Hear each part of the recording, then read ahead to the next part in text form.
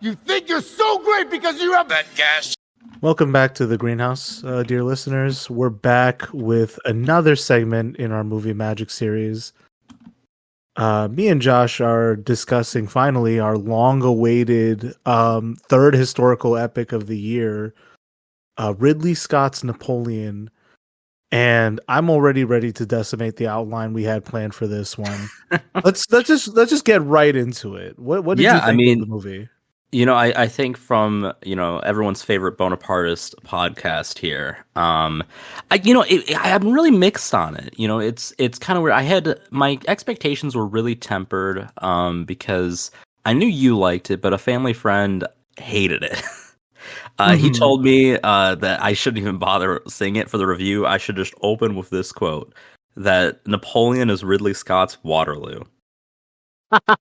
No, I personally wouldn't go that far.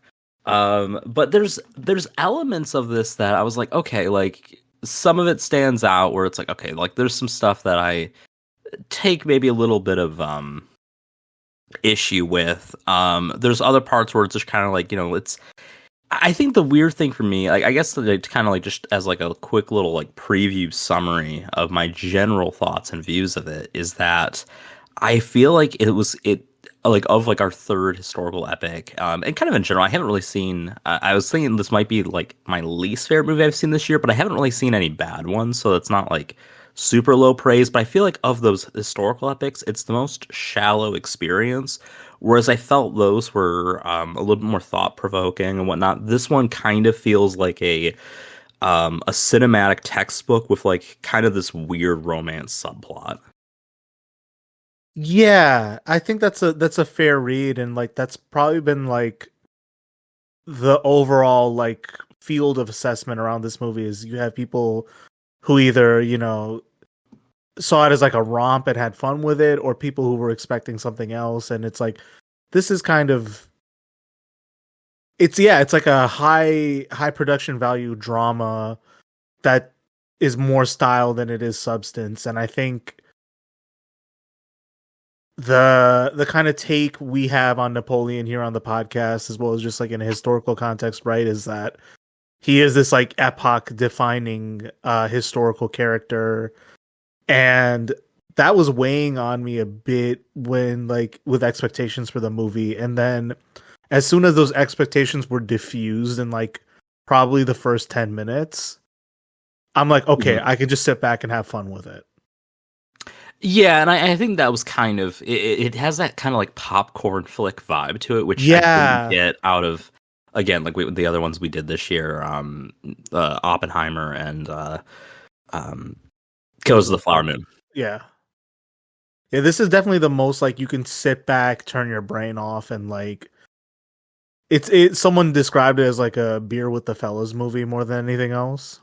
Yeah, and the other comparison I did on like the Discord was I was like, this is kind of, like when I know it's like the dorky perspective that I've been sort of bringing into films lately, right? But like, like the politics through film or like academic analysis one, I was like, this is the kind of one that like, other than like the kind of gratuitous violence at times and the gore, I mean, the movie does open up with an execution, which I was like, how can you say the movie's bad if it opens up with Marie Antoinette getting her head chopped off? Though she did have a little bit of a girl boss vibe when she was, making her march there. But it's kind of like, other than the gore, it feels like this is like what you could acceptably show like high school or middle school students for class, right? Like it's like the history is largely, it's not very political in its analysis. There's a few kind of underlying suggestions, especially like near the end when it's like, 3 million people died because of Napoleon, which, I mean, I have a mixed perspective on that particular presentation and whatnot, but it didn't feel like it really had much of like a message other than like kind of like portraying Napoleon as like something of like a pseudo warrior incel, but I think that's the kind of the main criticism that's been kind of raked over a lot of the stuff in this movie. Which is interesting too, because Ridley Scott didn't, or at least in the way he's going about it in the interviews, didn't set out to do a character piece on Napoleon. In fact, this is like anything but that. It's kind of Yeah. like Assassin's Creed, shoehorning in a historical event in a cutscene, but that was basically the context of the movie as a whole.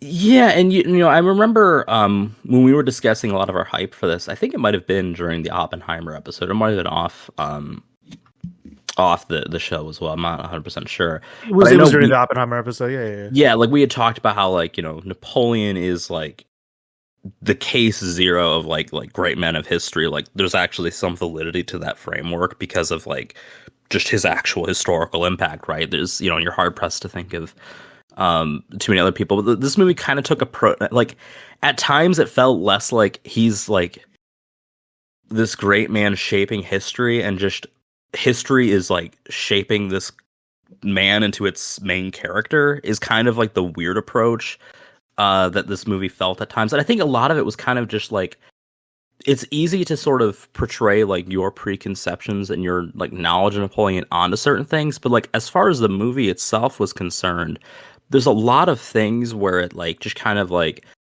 there's the scene where the people sent to arrest him instead join his coup attempt right after his exile. Right. And it's just like you don't see why anyone is like particularly charmed by him, right? And even like the love story, right? It starts out with like him being super awkward with Josephine, and she doesn't really seem all that into him. She takes a lover, and then like all of a sudden, like just snap, like they're in love, they're madly in love and whatnot, even though he still seems to suck at sex. Which, I mean, obviously not saying that's like, should determine your love life of how, good your partner is at. But it was a bizarre focus of the movie. And it's like, yeah, it's the thing about Napoleon, and like probably with all of the historical adaptations that have taken the center stage in like this year's round of films, right? Mm-hmm. The question of how do you adapt historical events to the theatrical treatment is an active one in like the filmmaking process, right? And I think like of our 3 films, like they all go about it differently, where it's like with Oppenheimer, they actually had like in hindsight, this probably wasn't the take I had on the Oppenheimer episode, but it's the take I have now, is that they were actually pretty close to like the truer historical narrative than the other 2. And they were able to create compelling drama from what is pretty, at least in the academic way, like it's accessible to get that information, or that drama is palpable in certain reading of events, or in this case, they were following like Kai Bird's American Prometheus novel. Mm-hmm. So they were able to rely on, like the narrative in that book. With Killers of the Flower Moon, they're also relying on David Grant's novel, But as well as that, there was a lot of historical ambiguity in the record, So a lot of the drama was to an extent fabricated. It was consulted on with like, real sources, but it was okay, let's write this into a story and then adapt it to the screen, because you can adapt drama to the screen that way. With Napoleon, it gets funny because it's like you have a person who sits within one of these very complex eras in world history, sits at this pivotal moment in like European geopolitics. Like the continent was not the same before and after this guy lives and dies. Right. And this guy in his own life gets up to so much shit, and has like a like no 2 people have the same analysis of him, even among his contemporaries. So like it leaves like a very challenging question of how do you bring that to the screen. And for Ridley Scott to basically say, fuck it, here's my vibes-based read of what went down, after like looking at the Wikipedia page once, is a way to adapt it to film. And I guess it's like, there was something about once I realized like, oh, they're not taking this serious, that to me was just like, I was able to turn off a switch and be like, I can just sit there and watch this. as like Yeah, just a dumb guy film almost, you know? yeah, and I said it wasn't supposed to Wikipedia read. Is it to me? It's like the textbook read. Like I mean, I remember like whenever I was like first exposed to like Napoleon in like in like a classroom, like a history class, like it felt very much like it. Like I don't know if you had the same experience with a lot of like your early like history classes. Like to me, until like I hit like the AP history classes, all of my history classes were primarily focused on like battles and wars and stuff like that. Yeah, like the Keystone events. I think like for Yeah, but like when I say Keystone, I mean like specifically like battles and wars. Like occasionally you get like, you know, hey, like MLK or like the Civil Rights Movement, but not in a super deep take. And this kind of felt like that version of it, right? You don't really address like the non-battlefield prowess of Napoleon other than his prowess or lack thereof as a lover. Which like I understand like why there would be an interest in like focusing on that. I just think that take, and I know we mentioned on like the Gundam episode, that like, you know, like the idea of him being like awkward with women, that might be like historically supported, but it's just so weird to like portray him like as like just like such an awkward guy, yet he's like charismatic enough to, you know, rewrite like the entire French system multiple times. Like you don't understand like why he's like this. They're like, oh, he's like the French Caesar. It's like, okay, why? And like I know why, because of, you know, studying this historical figure, but I don't really know why as far as like how this movie is portraying the events, because it is kind of just like this textbook version where it's like we list a string of, you know, battles and a couple other events and just throw that on your screen. which is I think the missed chance, and I think probably why people are understandably frustrated with Ridley Scott's direction. And to be honest, I haven't engaged a lot of his work, but it's like, okay, if you want to take that juxtaposition of Napoleon is this weird guy personally, but has this like inordinate amount of power and influence and success to a certain extent, and it comes back into his life as insecurity, arrogance, and all that. If you're going to do a character study, that's perfect. You're in the right mix. Mm-hmm. But he doesn't go down that route 100%. And the same thing with like the battles, the events. Like a lot of it is actually very beautifully shot, beautifully scored, choreographed beautifully. You know, like the coronation scene where like he takes the crown out of the Pope's hand and like, you know, coronates himself. Yeah. That was like a painting brought to life moment. Right. And like, sure. and some of those moments are like accurate in the way you're describing, where it's like, it's the tour guide version of history. It's like the quick recap of events as you're going through a museum.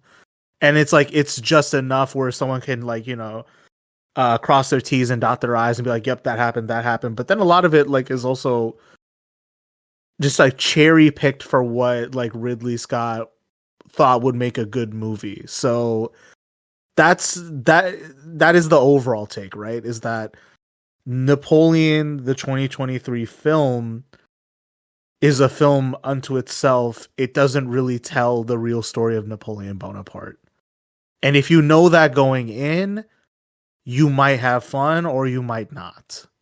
But that is what the film is.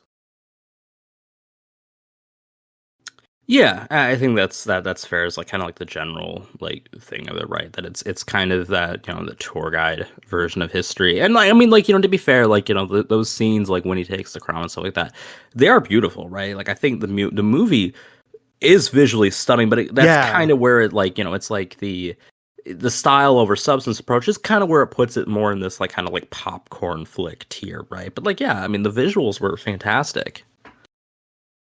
Yeah, and I think like it prompted me to look at like other film depictions of Napoleon, right? And we come back to basically there's like probably 57 depictions of Napoleon in film or more. I'm not sure, but two of the ones that stand out in everyone's canon, at least, is the 1927 film Napoleon as Seen by Abel Gance, which is like, it's a 6-hour long ass silent movie broken up into 6 parts. Silent movie. Yeah, 6-hour silent film.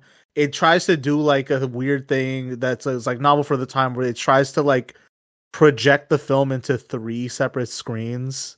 So like one's red, one's white, one's like blue, and it like projects the French flag or whatever.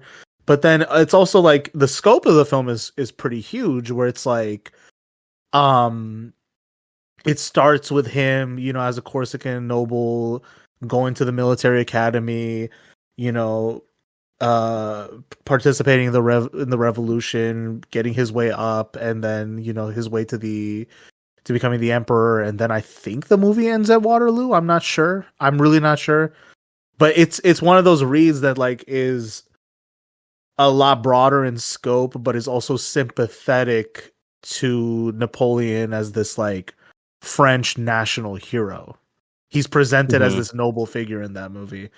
And then the other one that everyone talks about is I forget what year Waterloo? this was. Yeah, Waterloo, which is like a I think it was a joint Italian Soviet production, and it was like 1970. 1970. Yeah. And it was basically like the event, the third act of this film was the entirety of Waterloo. And from what I understand, like it served as like the inspiration for all the battles in like the Lord of the Rings films. Huh.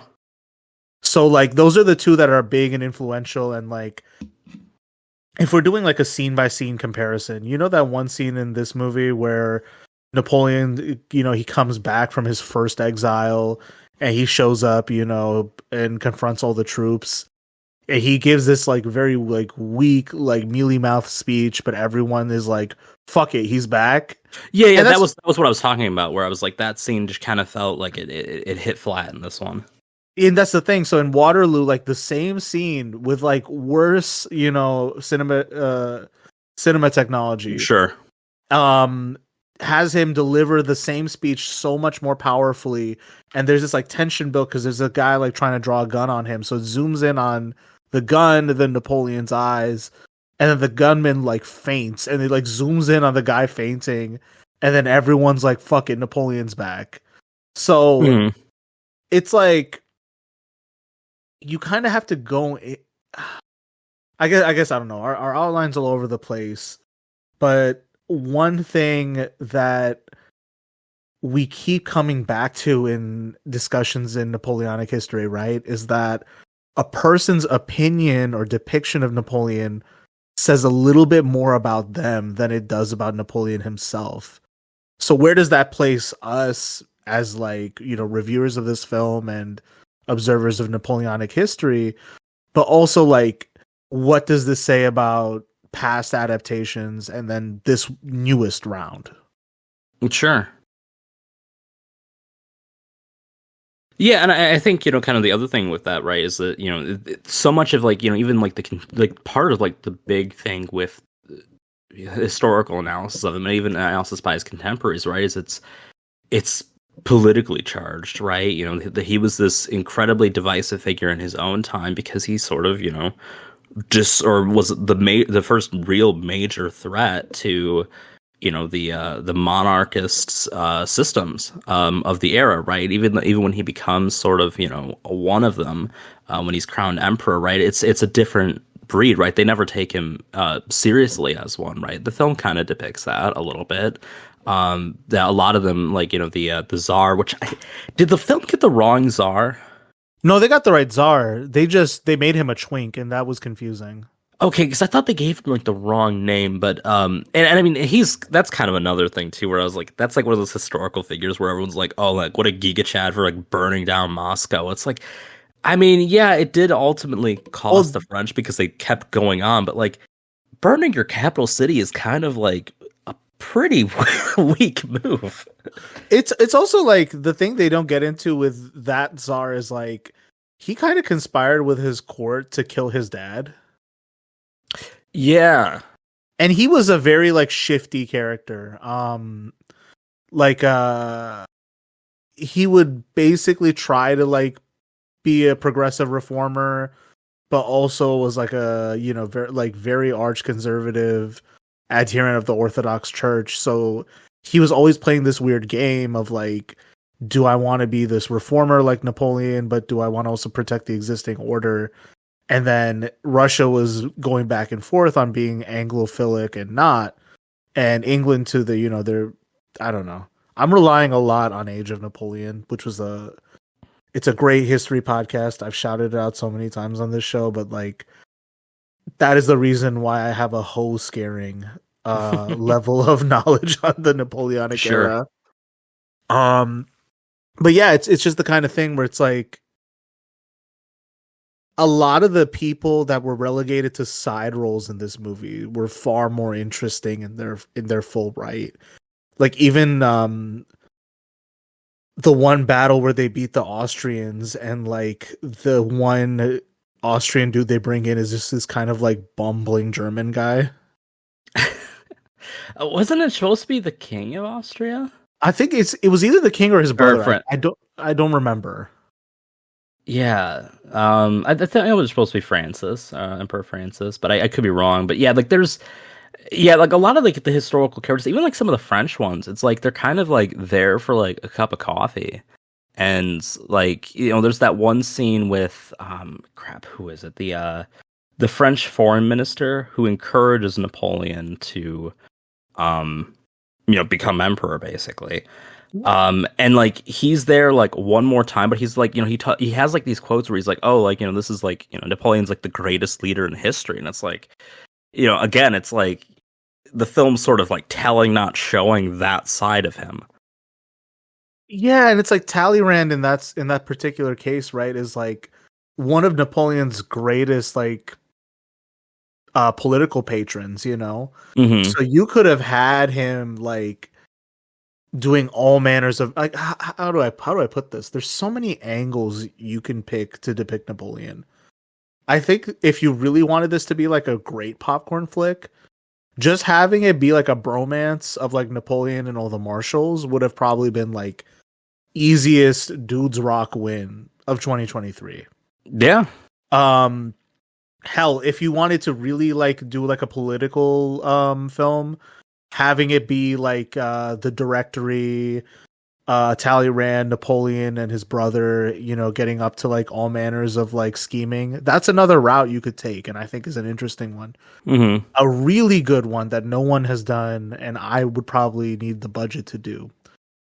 Have the Bonaparte family set up like a crime family and make a mob film about the Bonapartes. I think that would be brilliant. Yeah, like they kind of are, and like you see some elements of it, right? With like his brother, kind of being like a major part of his rise, but his brother's like such a like minor character in this movie that like it's easy to sort of overlook that. But you're right, like there is kind of that mob boss like element to it. Yeah, it's like it's like again, like if Abel Gance had to take 5 hours in a silent film to get that scope, or Waterloo had to pick like a very specific arc of events. I think this film also does suffer from being a bit too broad in its scope. And even then, they cut a lot out. Like they cut a lot about Napoleon's origin story out. I mean, you have to when like when you're covering this broad of a period. Exactly, yeah. I did enjoy it. Like speaking of characters, this was a really minor character again in the movie, but I was looking at the cast list because I had wondered if that's who it was. I did like that they did have Thomas Alexander Dumas in the movie. Yeah. Briefly, so like for those who aren't familiar, that's Alexander Dumas, like the author of like Count of Monte Cristo, The Three Musketeers. He was one of Napoleon's generals who does get like exiled by Napoleon as well. But it was kind of nice to see him make his brief appearance in the movie, though I have a suspicion it might not have been historically accurate, the timing of it, but it is what it is. I mean, that's another weird risk the movie takes that I think is good.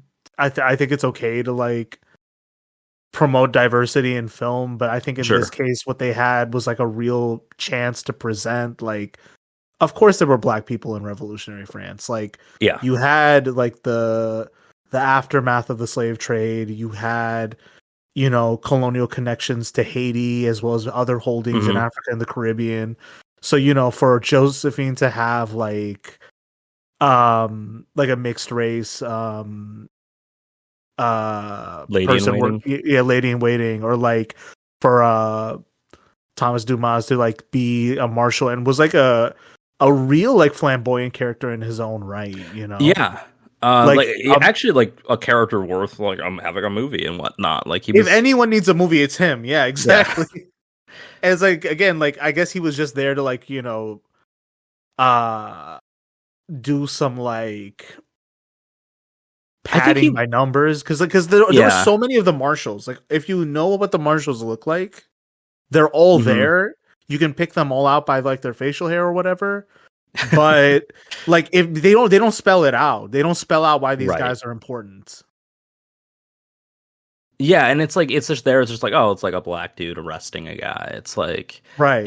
where it's like it's because I was like, is that what that would have to be him, right? And it's like it is. I'm like oh, that's cool, but like they don't they don't really draw attention to it. It's like It's really cool you put him in. You could have like made him a yeah, real like secondary character if you wanted. But right. that's the other thing too, right? Where it's like the film has no real analysis of like why the French Revolution had to happen. It doesn't even say if it was good or bad. Hell, I they could have said it was bad if they wanted to, you know, like kind of and got done like that. I got the sense that and, it kind of reminded me because I've my semester's wrapped up for the year, right? And there Mhm. we had some we ended up with these class debates, and there was I kind of got this impression from some of my students that they kind of masked their like approach to answering certain questions, and I kind of got that at the very beginning. You have that thing where like it's like he doesn't want to totally say the French Revolution was bad, but like kind of says it was bad, right? Where it was like some I can't remember what the exact verbiage is, but it's like something about like the French were like tricked into revolution and then brought into like more like spoil by it, and then they the history kind of proceeds from there. But that was like the closest it really came to like making any type of statement about the revolution. As I said, it kind of felt like I want to say it's bad, but I don't want to like totally like burn that bridge. Yeah, and it's like by doing something like that, you actually close the door to say something. If that's how I view that kind of masking your Hmm. real intentions in whether it's like directly answering a question or how you show it in your work, right? And I think like I want to really get a clear answer from Ridley Scott, but he's not going to give anyone one, so that's where we're at, right? Because Fuck people you were for even asking me. That's his answer. exactly, but it's like it's the kind of thing where it's like, okay, so it's definitely anti-French to some extent. It's anti like, you know, French Revolution to some degree, maybe. It's not exactly pro-English either. Like the Duke of Wellington looks absolutely inbred in that last act. Like it doesn't make me feel better about the British. It just kind of like it seems like a real cynical like fuck the French, but I don't like us either. Well, And you really and go ahead, go ahead. you have that scene with like the French like cadets or whatever they were, where they seem way more interested in Napoleon, and he seems to have way more respect for him than the Duke of Wellington does. So it's like Right. yeah, it's just kind of like yeah, like this guy's not exactly a based either. So Right, right. Um I'm just I think like the thing about the movie is that you for me at least like it was the romp, like getting to see something that was just like visually stunning yeah, is definitely fun, but then like when you sit back and you know everything, you know, you're like it misses the actual fun of Napoleonic history, which is that there were so many points at which the world was changed, and there were so many like hinge points on like where history could have changed in a thousand other ways too. And this film just takes like a real like disinterest in like the potential. It takes a real yeah, disinterest in like um the significance of some of those events. And I think it's just like you kind of see that in like the way the Egyptian arc is presented as this like side quest for Napoleon he's urgently trying to get out of when yeah. In reality, go ahead. I was gonna say, in general, he's portrayed as like deeply uninterested in anything other than Josephine, right? Like it's like, oh man, it sucks that I'm here and not with Josephine. Same with like the Russia arc, right? It's like it's like that weird implication that like this is a guy who, like, according to this film's version, is just dictated by like his desire for his like wife, right? Like where it's like, oh, like I'm going to like try to speed run this Russia campaign, right? Rather than retreat to Poland, I have to get back to my wife. So I'm going to just make these horrible tactical mistakes and whatnot. And like all that stuff. And it's just weird. Like it's, you know, like, I mean, if you want like a story about like historical figures that are like, you know, kind of, you know, crippled by their like, you know, wants and desires, just make like a movie about World War One and how like half of the monarchs are just like addicted to cocaine, right? Like, you know, Right. half of these national leaders are just like, you know, they're, you know, they can't get enough of this stuff, and like these are the people who are like leading people to their deaths for no real discernible reason, just because, like, you know, one royal gets shot, and like that's kind of the thing where you're hinting at, like, with like, you know, some of the potential of like, you know, like how history is being changed, right? Is like, you know, the Duke of Wellington, when he's like sort of rallying the alliance, is like, oh, we gotta like, you know, fight this like ill-mannered pig Napoleon, right? It's like, no, there's like, they have to kind of like, you know, their victory there is sort of to justify like the continuation of like, to justify their own existence, right? Like Napoleon's sort of this threat to like the divine right of kings that has been sort of holding like this monarchist system together across, you know, the entirety of Europe at that point. Like, you know, there's a little bit here that's just not like, that's really meaningful, that's just not really being discussed. Yeah, and it's like the relationship with Josephine is almost like a stand-in for something else. Like if you try to just Freudian. It's Freudian to a certain extent, right? Like, yeah, the weird like neighing when he's like in the mood.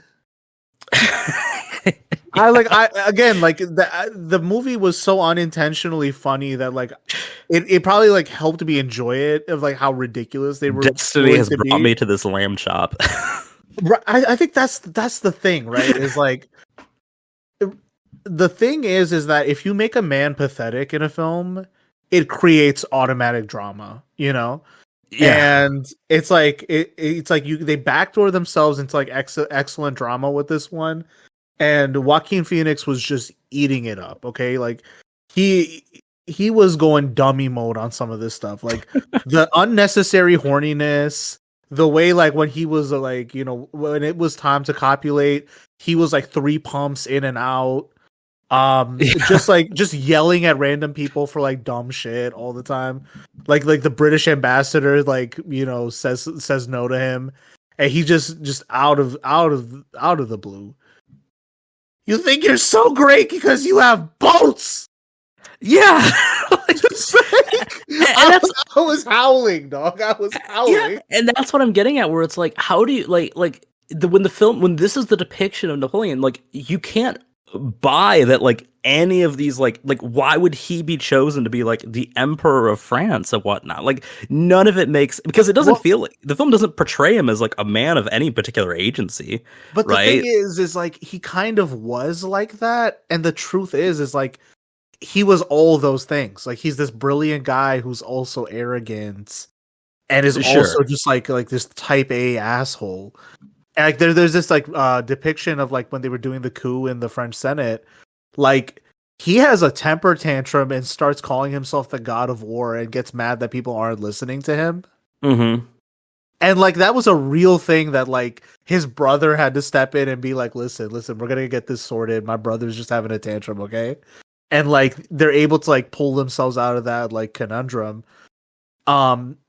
But it's the thing where it's like they make the caricature, or they make this like they make the Grinch for us to look at. But then like, you know, what we expect from films is like then it studies like how that arrogance leads to downfall. Instead, it's just like, hey, look at this oaf. Yeah, and it's like that stuff might have been part of his like historical real character, but like that wasn't all there was. And the film doesn't really give Exactly. you much else other than that, right? You get a few moments like where it's just like, oh yes, like with the troops who were sent to arrest him and they decide to join his coup instead. Like that stuff is like, you know, you get that element of a little bit, but you don't understand, like, okay, like, why would people like follow this dude who's just kind of like this, like, sex crazed oaf? Especially when it's like, you know, as you said, his speech is pretty, like, you know, kind of like, yeah, it's whatever, but like Waterloo portrays it in this much more dramatic sense. And it's like, yeah, you don't like, it's like, I'm sure there was elements of this that are, you know, rooted in like, you know, his actual personality, but you only see the most pathetic parts about him. Yeah, it's like I don't know. It's I think before I was like I was reticent to criticize Ridley Scott directly, but now that I think about it, I'm like, listen, Joaquin Phoenix saved this film by having a good performance. Otherwise, anybody else, this would have been a Yeah. nightmare. And that's Yeah, not to say that. 100%. To be fair, like everybody did a good performance. Like the performances saved the film. The visual style is stunning. The His scope. performance was what actually mattered, right? Like if Yeah. if you had like a dud as Napoleon and like everyone else was like, because let's face it, other than like Josephine, most of the other characters aren't really there that long. They don't do that much, but they're performed well for what, you know, the film calls on them to do. Yeah, and it just kind of feels like button mashing at a point where it's like I want to make a historical epic, but I want the lead to be like the embodiment of like male pettiness, pathetic pathetic shit, and just arrogance. Sure. But I also want him to look heroic in like his moments. And like there's probably a way to render that artistically. Like if that's who you think Napoleon was, fine. You can actually do that and depict it well. But like you have to actually get us from point A to point B. You can't just like have point B in your head and then expect everyone to be with it. And that's that I think that's where like Ridley Scott made a major mistake in this film that again the cast pulled him out of. Like Vanessa Kirby did an amazing job as Josephine. Mm-hmm. All the supporting actors brilliant. Joaquin brilliant. But like we've been saying, and this is just the repeat theme in our analysis of the film, it seems, it's like it is all style over substance. And it's like I don't see the film, even in its depiction of historical events, as like wildly inaccurate. But you know, they took that thing of like we have to adapt history, and it's an incredibly complex period. It's an incredibly complex life that Napoleon had.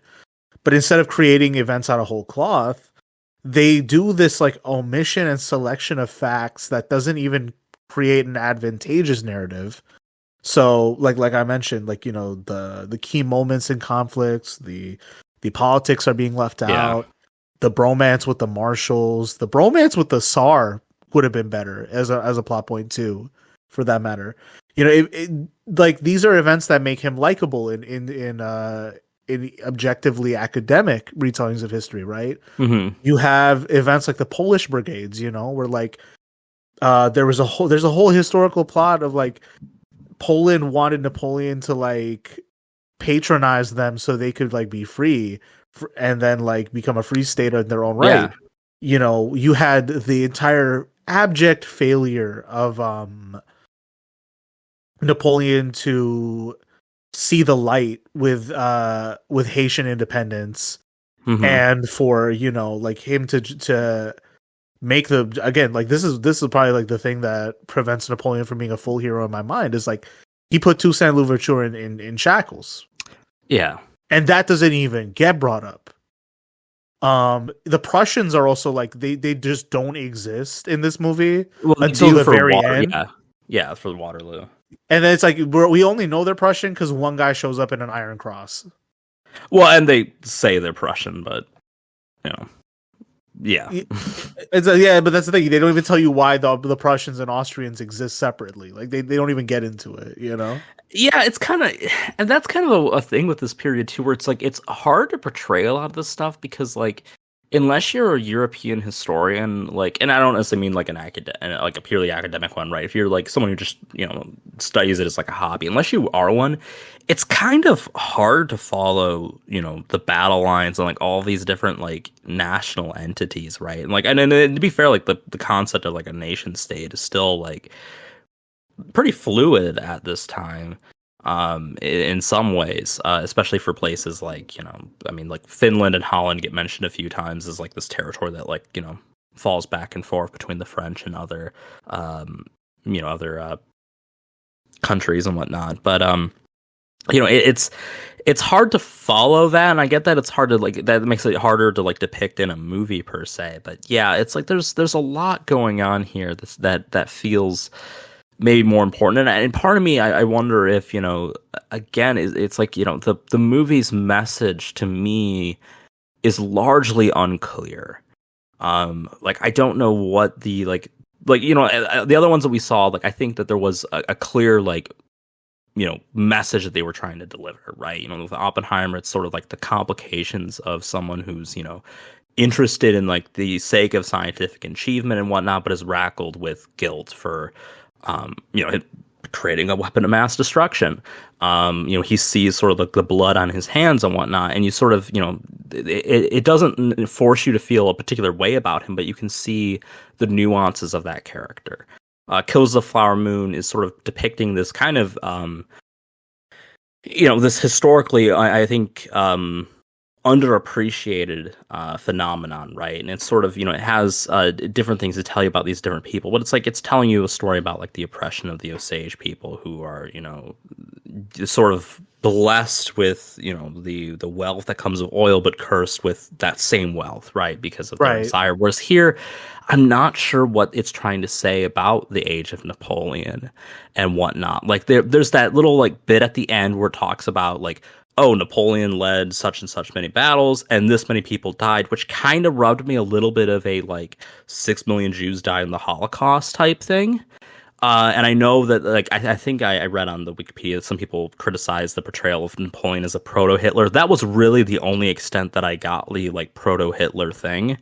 But again, it just kind of comes at the end and feels out of place with the rest of this movie. And I think, again, like portraying like battlefield deaths as like entirely on his feet is like kind of ridiculous when it's like Europe is so like just riddled with war leading into this anyways, that like it seems really unfair to like place it entirely on him. And frankly, like if he's, oh, well, he like led them on the battlefield, unlike these other kings who like, sat, on their thrones. I'm like, frankly, not to be like, particularly weird, but like that's honestly more based, right? Because he at least had some level of skin in the game, right? He at least participated in these things, and that's kind of, like some of the more unflattering historical depictions of him, right, have always been like kind of this aversion of the fact that he was like plain looking and stuff like that, right? The fact that he was this everyman who had ascended to power, and it kind of feels like, like why are we uniquely blaming him for like stuff like that? I don't know, but like it's other than that, I don't think the film really had like a concrete message or anything behind it. And that's probably something to do with like there's like a void at the public conception of what history is and what it means to people. So like this just came as like a thought, like while you were talking, like at the high school level, like I know we both took AP history to some extent. Did you take AP World or AP Euro by chance? World. Okay, my school did something weird where they told us we were taking World, and then they said, "Psych, you're taking AP Euro." To be fair, ours largely did that too, because what they decided, because they created it my senior year, and I had registered for both, but they determined they were just going to do one, so they just merged it into World, and then they would alternate it. But obviously, I was a senior, so no Euro for me. Okay, and then in the World curriculum, like you guys actually covered like the world itself. It wasn't splayed on any one continent in particular, or was it? No, not really. There was a surprise, like early on, there was like a surprising amount of like Indian stuff. like Okay. native, like they're not natives, but like your people, Indians. To clarify, The Indian there. subcontinent. The Indian Yes, subcontinent. yeah. Yeah. But yeah, like it kind of it would sort of tour around. Like we did a lot, and that kind of felt out of place because like then like we jumped to like really early like Middle Eastern, like the Sumerians and stuff like that, and a little bit on like South America as well with Aztecs, Incas, the Mayans, all that stuff. So it kind of we hopped around. Yeah, it's like when I took like AP Euro, like that was the first thing is like surprised you're not taking world, you're taking European history. We're starting right at the Black Plague. Like that's where they started us for European history. Okay. And it's like the thing is like, European history is like such a blank space for like the American public consciousness, which is a shame, or at least like it's something that's like a major like blind spot, because America kind of just picks up where Europe left off in the 1700s. I'm not that's not probably not like the most accurate way to say that, but it's like you inherited all of that, but you don't even understand what that is, and like it's an AP class. It's not really like the greatest look at all this, but like It's a better look than what you would otherwise be getting at that level. Right. And it's like, to understand what feudalism was as this like thing that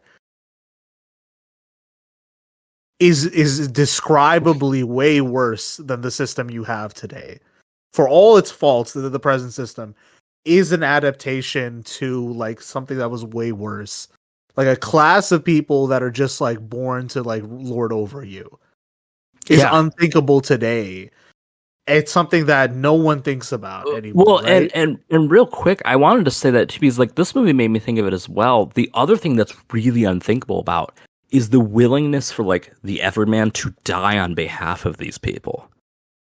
Right, these battles are brutal, and like there's like you don't really see desertion in this movie. Everyone's committed to like just walking that that line where you're almost certainly going to get shot if you're in front. Right. And that's the thing, right? Because like the biggest like thing I've learned in European history, and this is like coming as someone who like didn't care for anything in the class up until Napoleon showed up and then it got interesting, is like nationalism is this like thing that doesn't really exist in the common person's mind until about the Napoleonic era. Like this is like when we see like the burgeoning of nationalist like sentiments, and we kind of see them as this tool, one like to maintain conservative orders, but also to like facilitate certain, at that time, progressive struggles, and you're transitioning from this key moment where armies are basically staffed by like people serving penal sentences, people who had nowhere else to go, guys who were on the lam and said, fuck it, might as well serve. And you have warfare as this like perennial seasonal activity, basically, being transformed into a real professional occupation. There's a professionalization of the military class. There is this real development of war as a scientific practice in the Napoleonic era, and Napoleon is like coming into being a soldier at the time of this transition. So like he's actually going to a military academy. He's studying artillery, which at the time is cutting edge military hardware. Yeah. And he's coming into the, political scene as a Jacobin, as like at that time, a left-wing, position. And he comes out of this like radical Corsican tradition of like the Corsican rebellion against the French, yeah. And he's influenced by like the Corsican rebel Pasquale Paoli, right? So Napoleon is this like real new beast clawing at the old powers of Europe. And feudalism really takes a decline in this era. And what Napoleon offers the world, and this is why I keep saying he invented liberalism. It's mostly a joke, but what I really mean by that is like the Enlightenment is emerging at the time when the bourgeoisie, as we're starting to conceive of it, becomes a thing. White collar professionals, the middle class, the new money. Yeah. That's trying to claw for its existence in the age of feudalism, in the age of inherited titles, is the real social base for like the Enlightenment, and then later like Enlightenment revolutions, the French Revolution, and then in our case, the one that we inherit, the American Revolution is like it's the same guys to a certain extent, right? Yeah. So Napoleon is like taking that concept forward and doing this like weird thing of like, yes, consolidating power for himself, yes, taking the regressive title of emperor, but initiating a social and legal order that we recognize closer to ours today than like the past regimes before. And you see that in like, this focus on like the burgeoning middle class, on professionalization, on meritocracy, the Napoleonic legal code and education. This is a controversial one, even like, in the historical retelling, but it's like Napoleon, like saying, hey, we kind of don't have to be anti-Semitic anymore. Let's integrate, Jewish people into our civil services and government. Right. That's like a progressive force in like a feudal reactionary society, so like, well, and I think that's the thing too, and I think all this is beautifully put. So much of like this progressive reform, like I get that, nowadays, right, this would probably come across as maybe outright conservative in terms of the actual positions, but like to the leap forward that's being had here, and even I don't think it would be seen as like that conservative today, but like the leap forward that's being had here is so significant that it's like it's kind of hard to understand in that modern context, because like you said, the system is so different.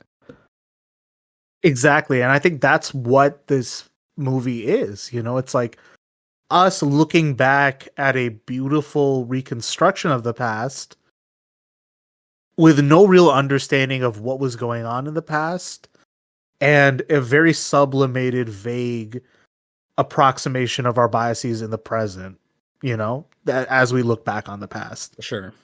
It's not a real retelling. It's not a real analysis. It's not even a translation to us in the present. I think the advantage, though, is that it lets us have these conversations.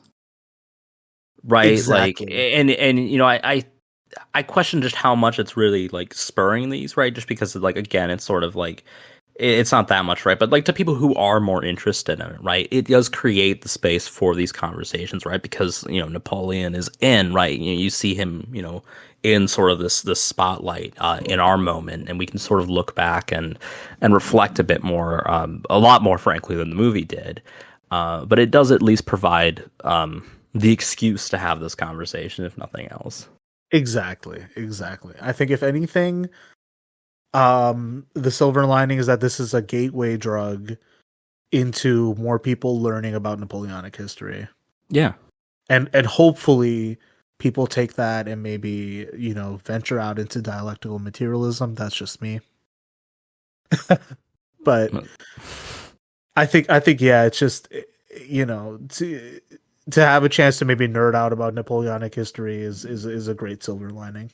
Yeah, it's certainly, there's certainly worse that could happen. Okay, I guess we really ran the gamut. I guess what were probably like best moments in the film by your read? Gosh, I think it was the opening battle of Toussaint, right? It was the Of Toulon, Tulane, yeah. Tulane. I thought that was pretty good, right? You got this, you get to see him kind of in his element a bit, and like sort of the way artillery plays a major role there as well, which makes sense considering his prior role. I thought that was pretty good. There's some other I don't know. I mean, there's like little moments, but I think that was probably like in terms of like an extended scene. I think that was probably the best. I mean, the battle in Austria was cool. I know, or the Battle of Austerlitz. Austerlitz. That was cool. I know that some historians have issues with I think it was the ice or whatever wasn't actually like part of the battle or whatever. That was always kind of like this historical myth, but it makes for a cool visual, right? If nothing else. Exactly. Yeah.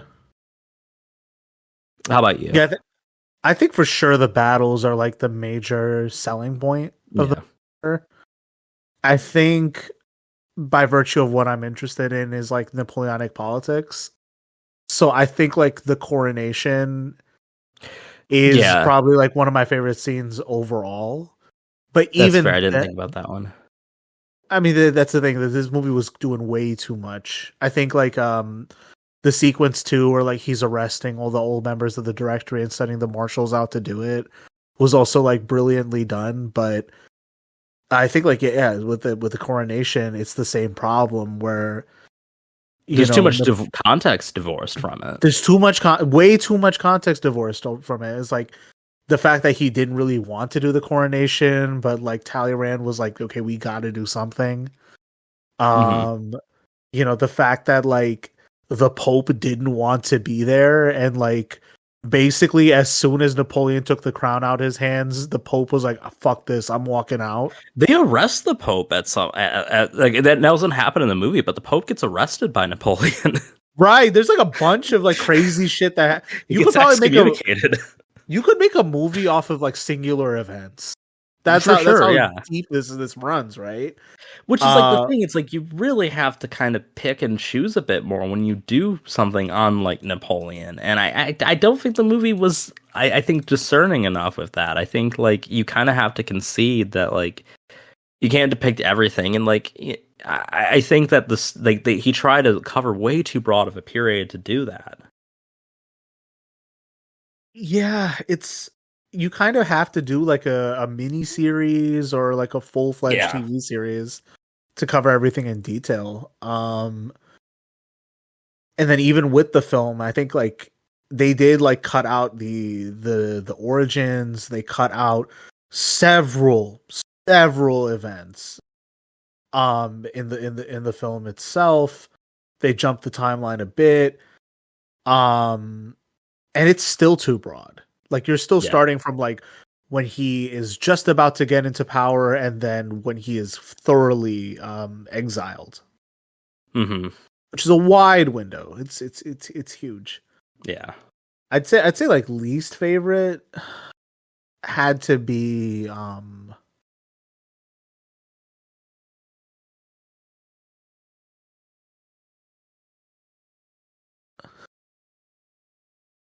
I'm trying to think like what was like an absolute this did not need to be in the movie for you.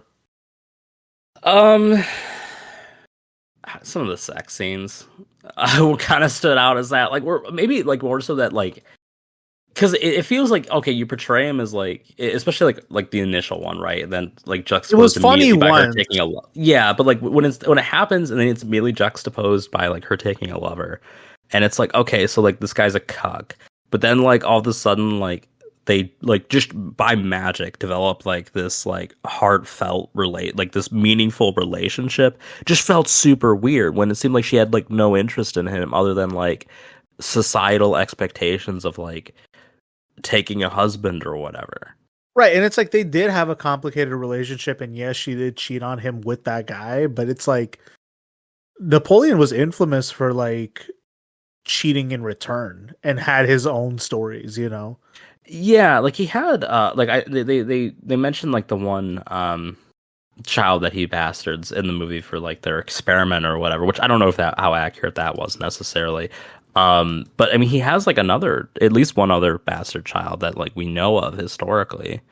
And like I also think too, like his family is like his children and like his particularly like his brother's children actually are pretty relevant in like French history too. No, they even show the stepson he had with Josephine, right? He was like, "Can you get my sword back for me?" Yeah, and that's it. No, I think that he doesn't grow up. He just that kid got a job. As far as I'm concerned, he got like a cabinet post or like some like noble title got passed to him. So yeah, it's like it's the same problem as like remember in the final season of Game of Thrones, George R. R. Martin allegedly told D&D that, listen, here's the broad strokes of the plot that I can think of. Take like 6 seasons to fill it out. 12 seasons if you need to. Just right. pad this shit out. And like that's the whole point is like your story beats can be whatever. Your story can go nowhere. It's fine.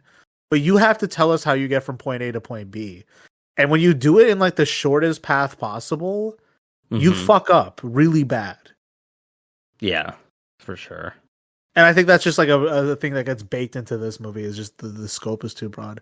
I think like I also heard that like the sex scenes were a bit much where it's like it was funny the first time, second and third time, what are we doing?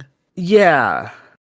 Well, especially like if you're gonna like show them later, like I mean, again, I was just said it's not essential that you're like amazing at sex to like win over your lover, but like at least portray him as like improving or something. Like I think it was just like it's funny to watch this guy have fail sex. Okay, I get it, but like that's the whole point of like if you're not gonna do a character study and just have him be pathetic the whole movie, we've all seen The Room.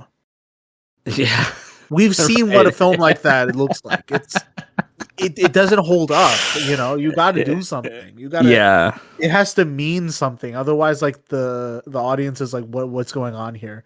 And it's fine. I laughed at all of it. I thought it was like I thought it was funny to see like a guy like, be pathetic and have this like real insecurity of like I have all this success in all the areas of my life, but I can't get this person's attention or like admiration, and it pisses me off.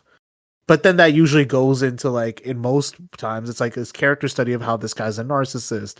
This guy is turns everything to shit.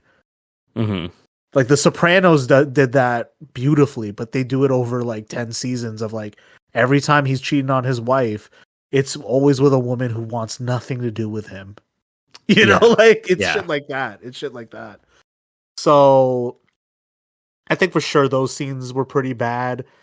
I'd say the one that probably really did it for me was probably when he was coming back to lead the army for Waterloo. Like it really did not have the same weight as the scene from Waterloo. Like I saw that scene before I saw this movie, and then to like have it just like do this really flat delivery and the rest of the troops be like, fuck it, we're in. I kind of like leaned over to Sky and I'm like, man, the dick riding is crazy. And like that's the only way you can describe like the way they're ready to ride for him. But yeah, I think I will say it, Ridley Scott did not understand what made this era interesting. He doesn't understand what makes Napoleon interesting, but he knew like he needed to get his name on a Napoleon movie. Yeah, I think that was it, right? I mean, like I think again, like when it comes to like like the battle scenes were pretty good and stuff like that. The Coronation was also very good. I kind of forgot about that, but like the battle scenes and even a Coronation, right? You could make a million movies about other people that you could have gotten that for or stuff like that, right? But like having Napoleon as your headliner does come with a certain cachet. Yeah, and it's like that's the thing is getting to put I made a Napoleon movie and it made this much on your resume is always like a feather in the director's cap, but just because you made like a fun romp doesn't mean you missed out on the potential to really do something impactful. Yeah. And I think that's just the bottom line with this movie, right? Is like it had the potential to be something else, but it's fun for what it is, so long as you know what it is you're getting into. Yeah, I would agree. I think that's a good summation. Yeah. Let's see. I think we've talked Napoleonic history to death at this point. What else have we missed? I did want to share these two quotes. These are from the Age of Napoleon podcast website, and it's like it was just to juxtapose like how no one fucking has a consensus on how they view Napoleon. So this is from Goats. This is the first quote. Napoleon's life was the stride of a demigod, from battle to battle and from victory to victory. It might well be said of him that he was found in a state of continual enlightenment. On this account, his destiny was more brilliant than any the world had ever seen before him, or perhaps will ever see after him. The next is from Ralph Waldo Emerson. Napoleon was thoroughly unscrupulous. He would steal, slander, assassinate, drown, and poison as his interest dictated. He had no generosity, but mere vulgar hatred. He was intensely selfish. He was perfidious. He cheated at cards. I mean, I like how just the pettiness of that quote too. Like, it's just he cheated at cards. Like, who cares, right? Like, you know, like at least like you know the proto-Hitler narrative. At least you know that alleges some real crimes and you know against humanity and whatnot. This is just like man, like.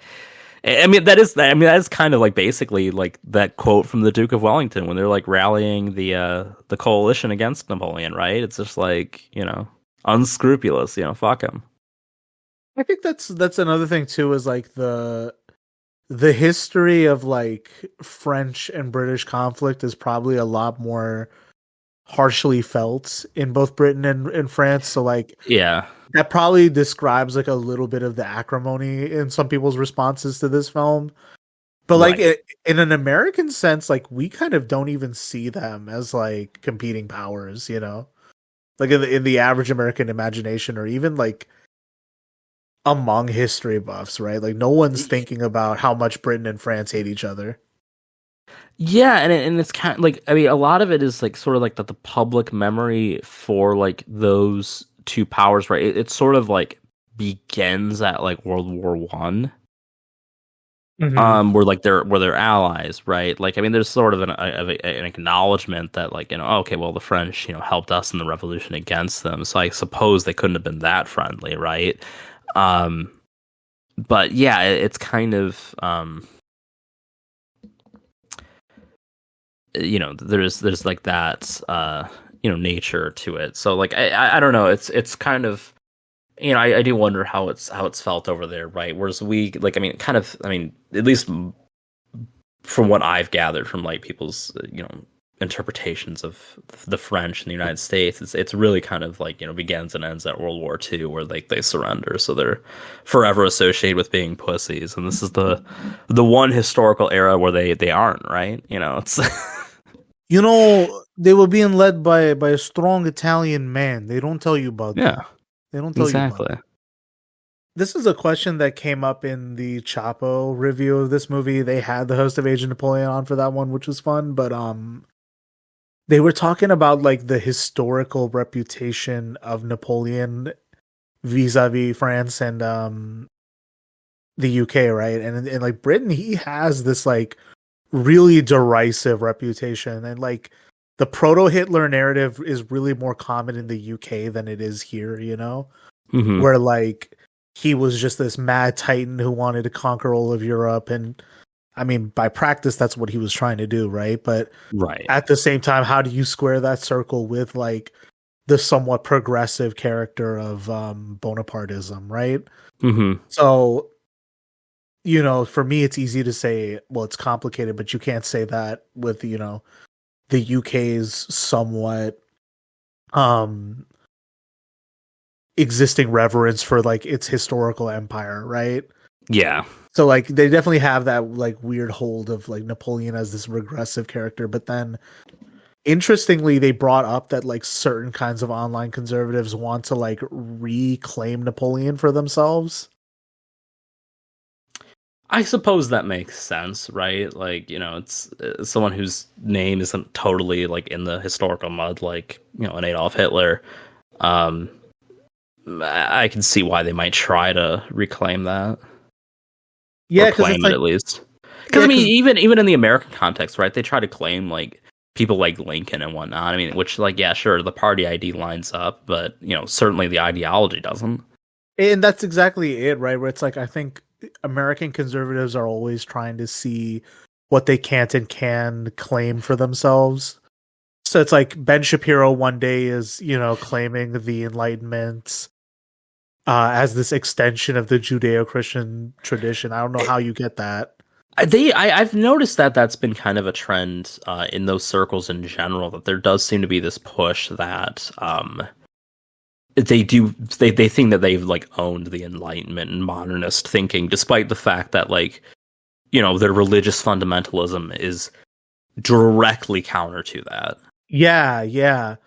And I think like especially in like the real like religious conservative angle, like the Mm-hmm. tradcast types, Yeah. especially like a Christopher Rufo or like a Matt Knowles type freak, like Mm-hmm. some of them like are always hinting at like the Enlightenment was a mistake. And some of them like Yeah. want to bring back monarchism even if they don't say it explicitly. And like that's just a vibe going off of online discourse. We don't need to get into it, but During the coronation, that seemed the of King Charles recently, I saw that like kind of being pushed. Like, oh, look at like this wonderful thing that like British people have that we don't. And it's like and what? it's almost like as Americans, didn't we decide we don't want that? Like I'm not trying to be I may just be a simple country bumpkin, but didn't we say we don't want a royalty? Yeah, well, speaking of country bumpkins, conservative ideology in general is filled with contradictions, especially the way that they try to appeal to various, groups and whatnot. Yeah, yeah.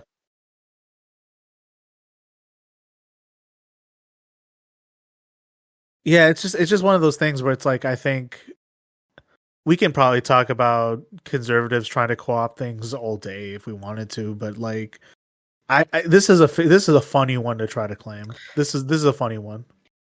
Yeah, like I mean, I don't know. Like, I mean, like there's got to be some other like conquerors that you could attempt to reclaim that are maybe a little bit more like less of a square peg in a round hole. Like I'm trying to think of like who comes to mind. I mean, I think you'd probably have to go back like further historically, maybe. But I mean, like you'd maybe like one of the Russian czars. But again, I mean, like because I mean, there's like I think the modern conservative doesn't really like losers.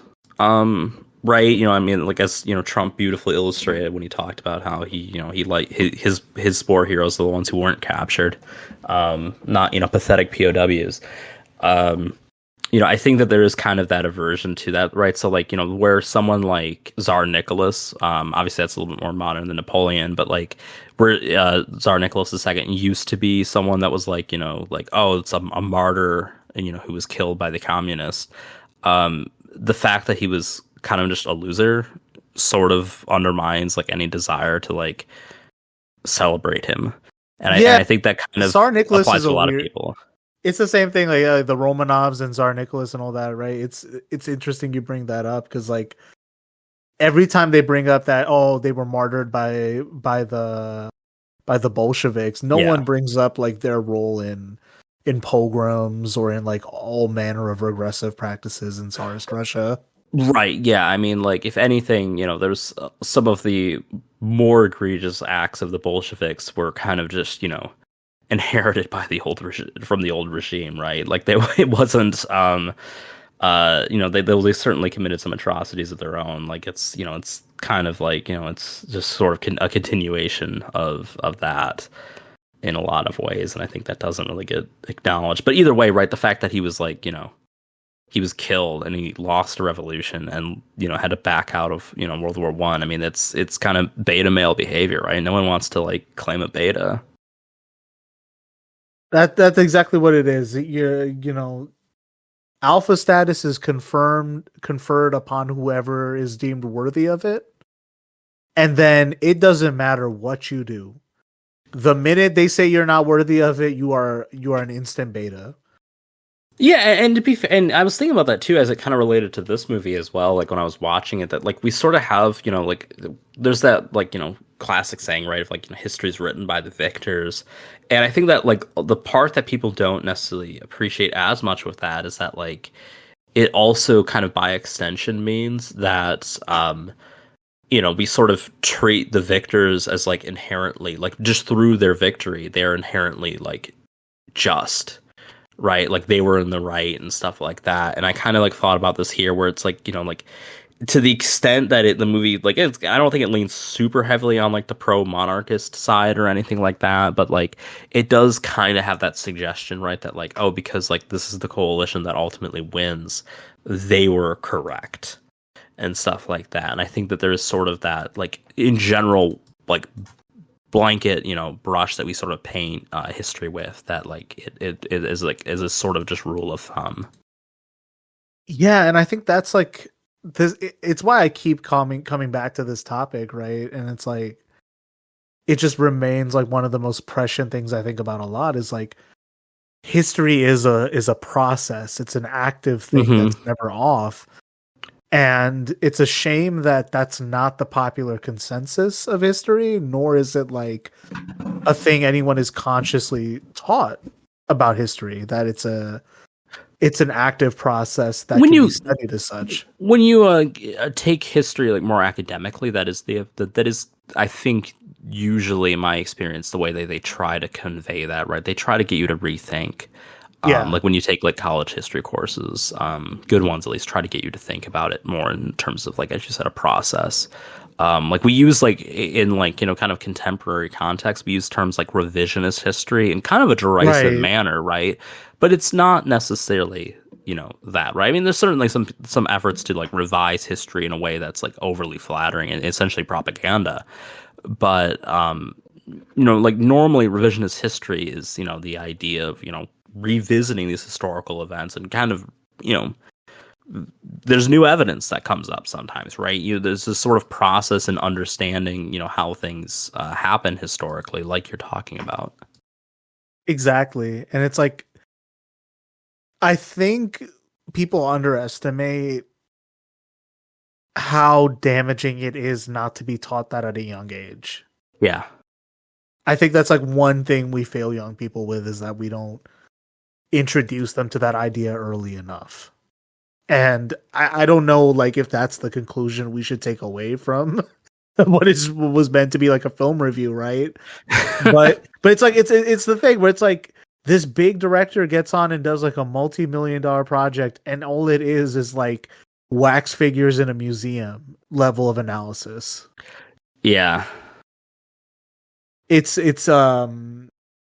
It kind of goes to show that like our popular consensus of what history can be and what it can be understood as, is limited by design to some extent. And I think like, I don't know, getting people to appreciate the gravity of history is something that I find is a meaningful exercise, but also like, it's just something that I regret that I wasn't allowed to be interested in until a lot later, because it was always sold to me as something boring, dry, and uninteresting that's not worth your time.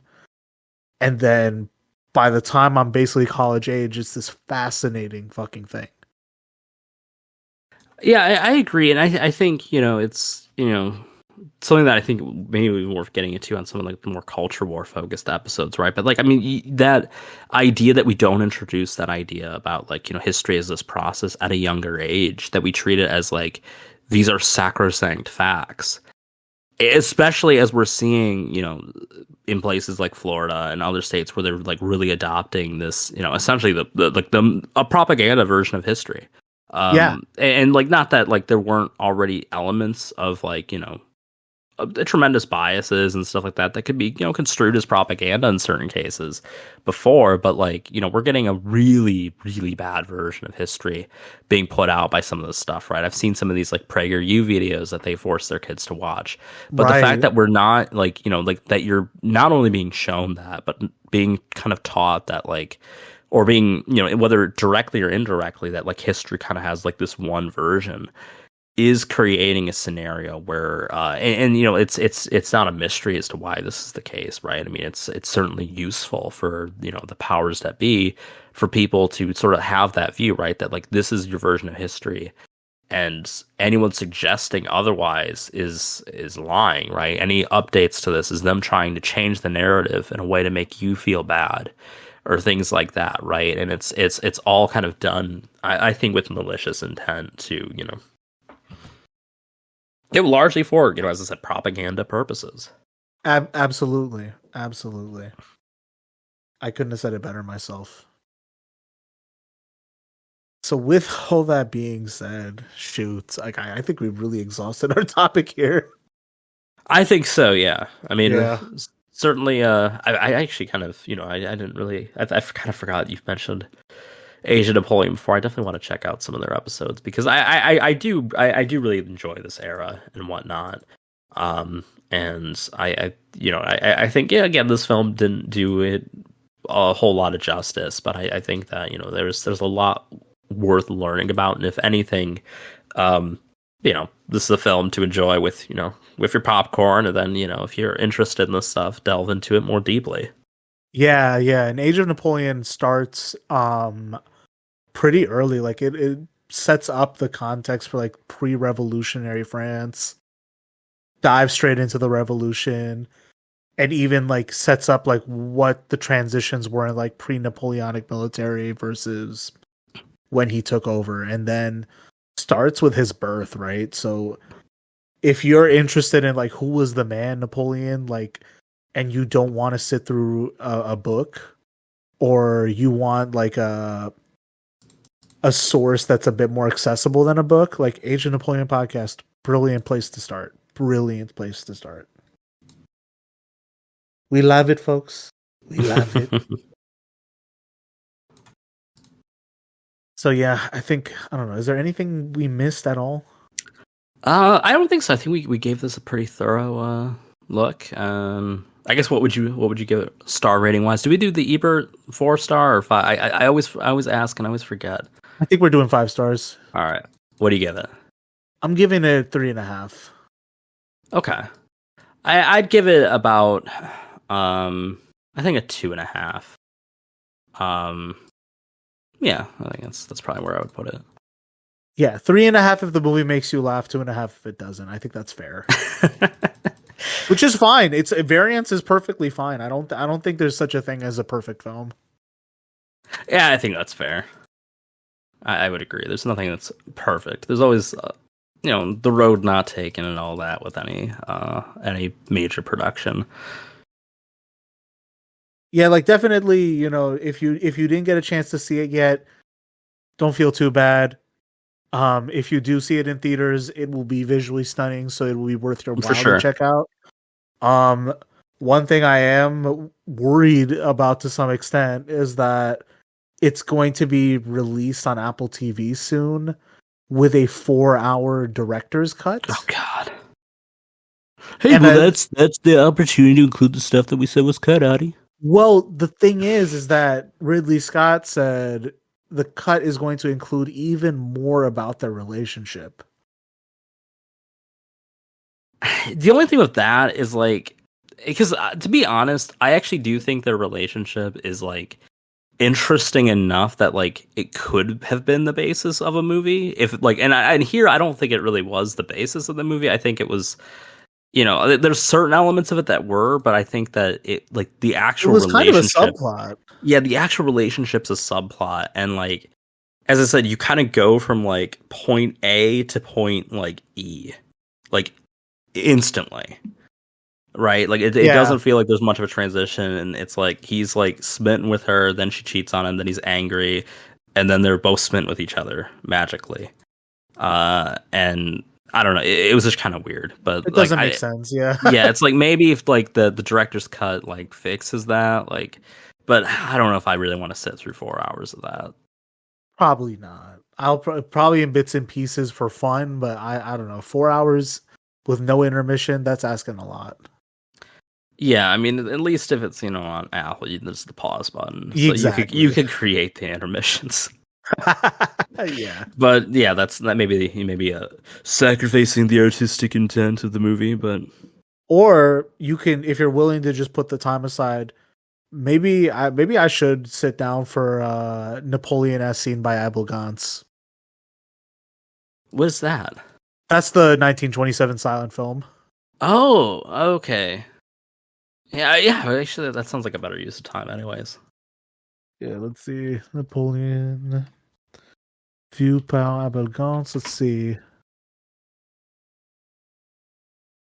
Like we're talking like deep cut style stuff. Like this is what I mean by the triple projection. Yeah.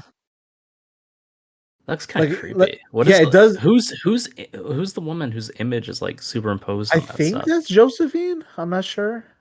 Huh. But you can kind of see like the inspiration for this film within it. Yeah. Anyhow, that's our take on Napoleon. Is there anything you'd like to plug or close out on? Oh, I can't think of anything today. Yeah, I'm just glad to be back in the booth. I'm glad to be back in the studio. I guess I think the plan is to hopefully be back soon. We've got a couple things in the mix, right, that we've been thinking about. For sure. We got a couple things we can get out for sure. So yeah, thanks for tuning in, dear listener. As always, I got our social links in the description below. Stay tuned for the next episode. Take care, everyone.